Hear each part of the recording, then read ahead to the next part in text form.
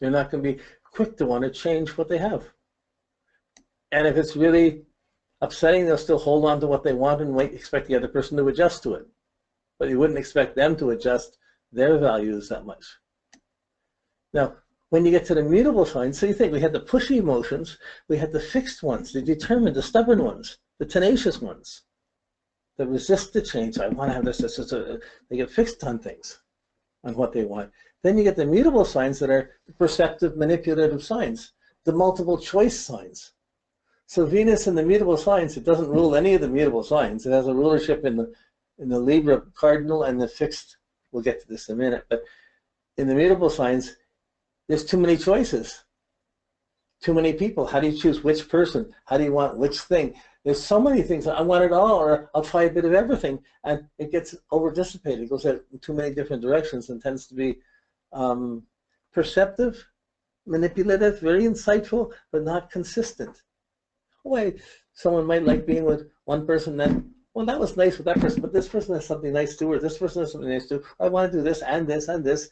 They get so many different things, it's hard to be consistent and build up that emotional self-worth, although they have a lot of insights about people and they have lots to learn because they multitask and diversify. They have many pockets of what's valuable and what's not.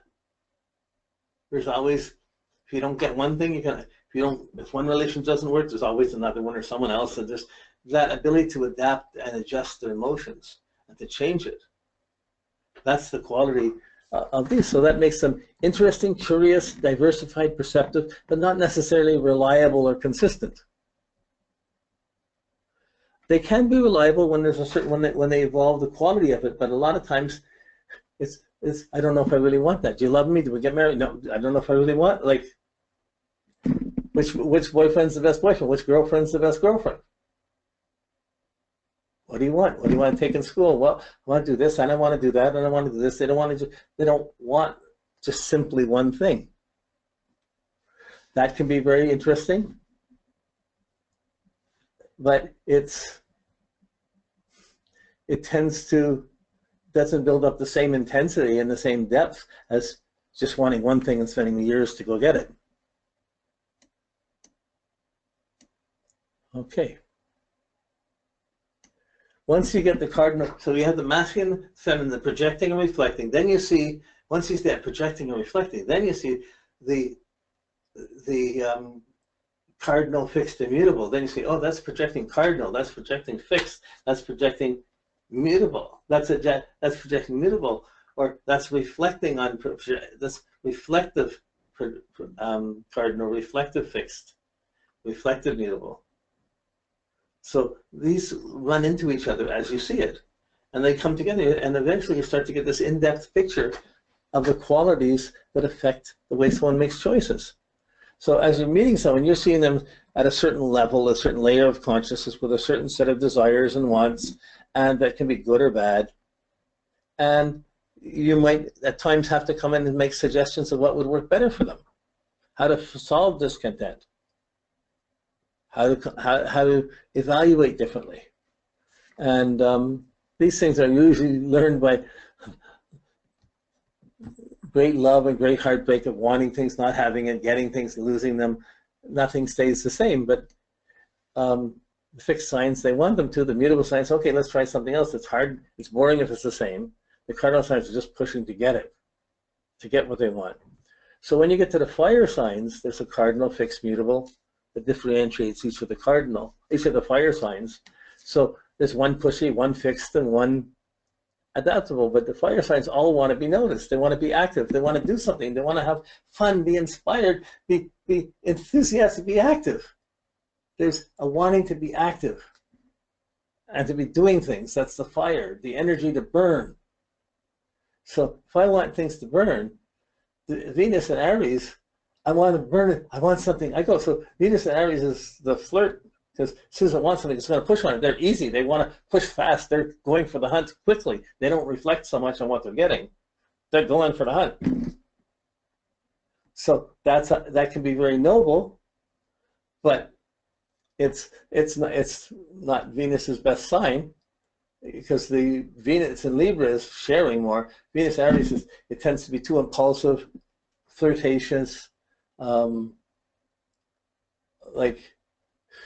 it's a sexual flirt, or someone who's going on impulse without necessarily substance. And that way you push to get what you want, but it's pushed because you push it, you spoil the real quality of it. So that, but that's the fire. Fire in all of these. In Aries, it's a little bit more pushy. And Leo, I want the attention, but don't take it away. I've got it. I've got to always be there. I've always got to get the attention, not less. And that, you can see how that can make its own choices, its own faults, its own vanity can come up. But if it comes up as vanity or envy or lust, everyone's going to notice it because it's being acted out. They can't hide their emotions. In Venus, it's they know so many people, they know so many things. It's where do I fit in? What do I? It still wants to shine for what they understand of where they fit in the many different ways. So the cardinal fixed mutable is there, but the fire brings in the element of having energy to burn and having to be noticed. Let's do it. Let's go for it. It wants to take on active things. It wants the fire to burn.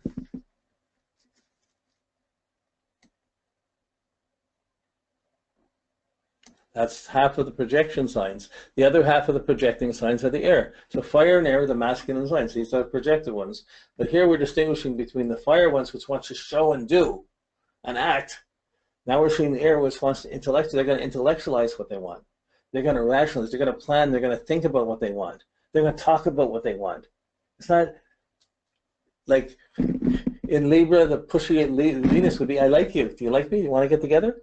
You know, can I buy you a drink? Can I, like, we go for a date? This is like Venus aggression in Libra, that drive. In Libra, it's projected. I like you. I'm not hiding it.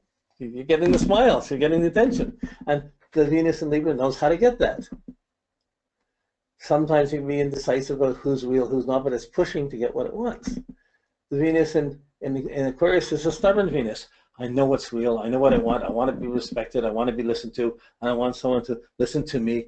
And there's an intellectualized element to what one wants.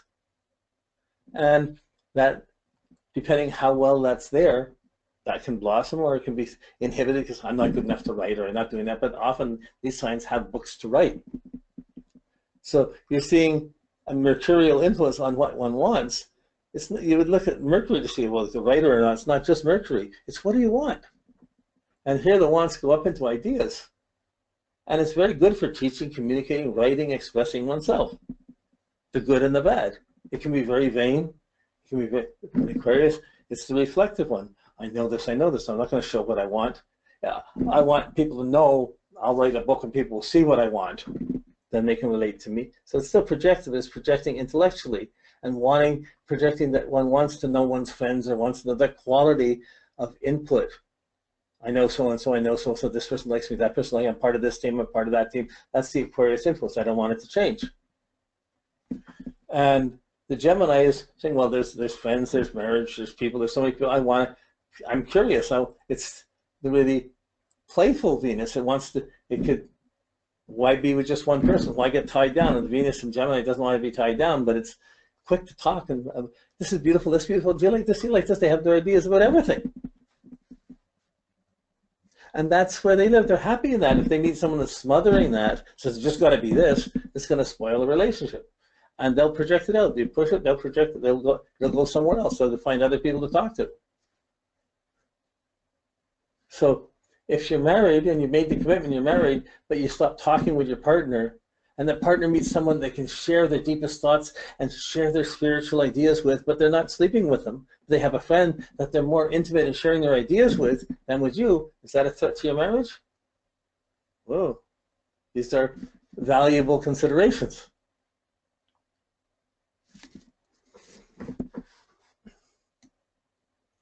So what we're doing is we're looking at along a certain line of Venus. We're keeping out other planets and other energies, other considerations. So just look at this theme and how it comes together. We're putting the different layers of it together to see how they work. I'm doing it in a holistic way for all the signs. You're seeing for you, you're seeing for your partner, you're seeing for your kid. First you see for you, and then you see a couple of people near you how it's different. That's enough for right now. As you study this more and more, as you look at each chart, you'll rebuild this and you say, oh, look at that. As soon as you see that, how could they deal with that? Like, regardless of what aspects are there, you're not going to be happy unless you've bringing the good quality of the sign onto your Venus. That's always the spiritual work, to evolve it, to improve that quality. But it doesn't mean there won't be storms or ups or downs around it, because there's always storms wherever Venus is. Whenever you want somebody, I used to live beside a women's shelter for battered women, and women, they could come there with their kids to be protected, and there wouldn't be the guy there, but always there was like a woman and 3 or 4 kids, young kids sitting on the side of the street, waiting to go in there, or just waiting. They're in there and they're just passing their time. So I could never go to the ice cream shop, buy an ice cream, and come home eating an ice cream, and I'm walking past these poor kids who have nothing. I'm sitting there sucking on ice cream. I could never do that. Other people might not think about that, but there's thousands of examples of what's valuable, and in contrast, who has something. How can anyone be satisfied with a meal if someone around is starving? If anybody else on the earth is starving, how can we really get content with a meal? These are values. So, okay, the water signs, these are the more sensuous, emotional ones. Very sensitive, very sensuous, and very judgmental. It's not rational, it's emotional. I feel it, I don't feel it. The Cancer, I desire it, I don't desire it. This is it. And I believe in it. I believe they have faith in their values, but with it comes great expectations and often great letdowns from other people. So it's very imaginative, very sensuous, it's really emotional and deep to be with. But there's high expectations, and often the expectations are too smothering. And the emotions there, and they dampen the fire and dampen the air. It's got to be just us, just here. The sensitivity can be there. So there's the cardinal, the fixed and immutable water. But the water brings this emotional, sensuous, judgmental side to your values. And those are things that work out in relationships, or whether it's around your feelings, around your emotions. It's your emotions being more emotional than not. Now, Venus doesn't rule these signs. It's interesting. It's a somewhat difficult area. Venus has it simpler when it's just around material things or around relationships. This is around feelings and being content, or obsessions, and it's very magnetic. It's very charming, in an emotional way. It's very irresistible. But again, it's emotionally up and emotionally down, not rational. So Venus in the water sign can get very obsessive, especially in Scorpio, but they can be obsessive anywhere about what one wants.